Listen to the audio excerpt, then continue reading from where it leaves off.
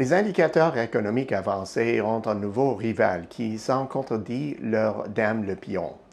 En effet, les données liées à l'infection de la COVID-19 sont ces jours-ci devenues l'indicateur avancé le plus fiable de l'activité économique partout sur le globe.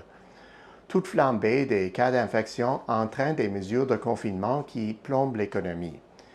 Maîtriser ou résorber ces nouveaux foyers permet de lever partiellement ou complètement les mesures de confinement, ce qui à son tour imprime une nouvelle impulsion à l'économie. Ce qui pose problème ici, c'est la poignée de modèles pouvant prédire l'évolution de la pandémie et le vaste éventail des réponses publiques. Alors, que nous dit cet indicateur avancé? Avant de répondre à cette question, prenons un moment pour parler de cet indicateur. D'habitude, nous devons attendre 30 ou 60 jours, voire plus longtemps, suivant la période de référence pour obtenir les données décrivant la situation observée. Durant une pandémie, cet intervalle semble durer une éternité. Les données sur la COVID-19 sont une exception notable puisqu'elles sont actualisées toutes les 20 minutes dans les principaux pays du monde et présentées par sous-région. Ces données en temps réel à l'échelle internationale ont quelque chose d'absolument inédit. Dans cette conjoncture, les gouvernements prennent des décisions plus rapidement. Les mesures de confinement sont appliquées en fonction des taux d'infection. C'était vrai en Chine au premier jour de l'épidémie et c'est toujours vrai dans les pays encore aux prises avec la première vague. Ces taux se manifestent dans la chute vertigineuse des données économiques d'une manière à peine inimaginable. Pour preuve, le repli de l'activité d'au moins 80% dans le secteur automobile et de 75% dans celui des vols internationaux, la mise à l'arrêt du commerce de détail et les incidences sur les chaînes d'approvisionnement sont autant d'éléments justement exprimés par les données relatives à la pandémie.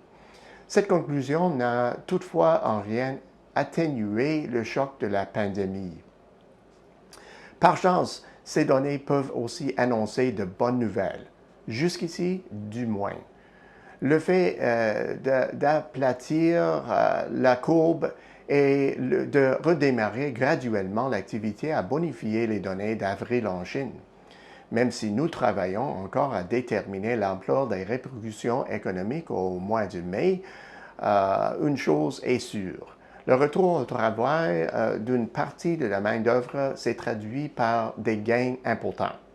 Si les données liées au virus sont aussi pertinentes qu'on le pense, les chiffres de juin sont très prometteurs.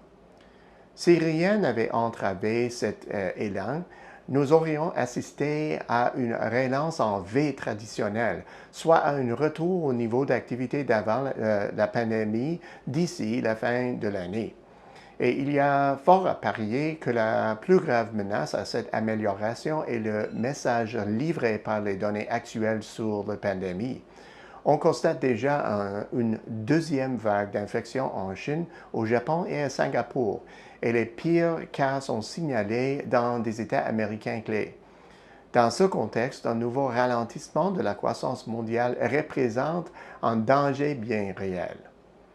Les incidences sur l'économie dépendent en grande partie des actions prises par les gouvernements. On a eu recours à divers types de confinement. Celui à Wuhan était très strict. On a bouclé la zone touchée en prenant soin de laisser tourner l'économie et les autres régions du pays. À Tokyo, le confinement a mis à mal le PIB du Japon. Enfin, aux États-Unis, les rigoureuses mesures de confinement adoptées à l'ensemble de certains États américains ont eu des effets sensibles.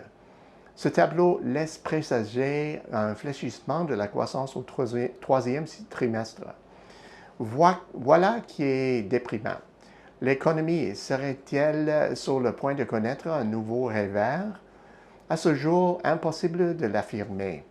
Éprouvées par la quasi-suspension de l'activité à la suite du confinement, les économies ne souhaitent pas revivre pareille situation et optent pour un confinement localisé. D'ailleurs, la possibilité d'une deuxième série de mesures de confinement à l'ensemble des États américains constitue l'une des plus grandes menaces à la croissance mondiale.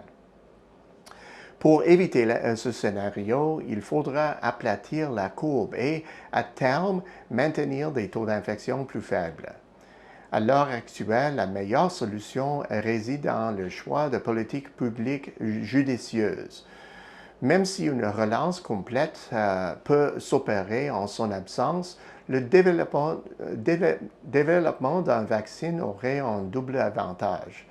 Il abaisserait les taux d'infection et donnerait aux consommateurs, tout comme aux entreprises, la confiance voulue pour se réapproprier les espaces publics et interagir. À ce stade-là, un formidable élan pousserait l'économie vers la normalité. Au bout du compte, les fluctuations de ce nouveau baromètre de l'économie, le plus efficace qui soit, nous mettent à l'épreuve. Dans ces prévisions, les services économiques d'EDC tablent sur un net embelli qui nous amènera progressivement vers un niveau normal d'activité, dans un contexte où la deuxième vague d'infection pèsera sur la demande et la production. Jusqu'ici, face à de nouvelles éclosions, les gouvernements sont parvenus à contenir le virus et maintenir la reprise sur les rails. En cas d'échec sur ce front, il y aurait de répercussions évidentes sur l'économie et un nombre limité de solutions pour remédier à la situation, d'où l'importance d'agir promptement dans la foulée des éclosions de la deuxième vague. Vu l'ampleur des enjeux, il est impératif de rapidement mettre en place des mesures pour endiguer cette nouvelle vague.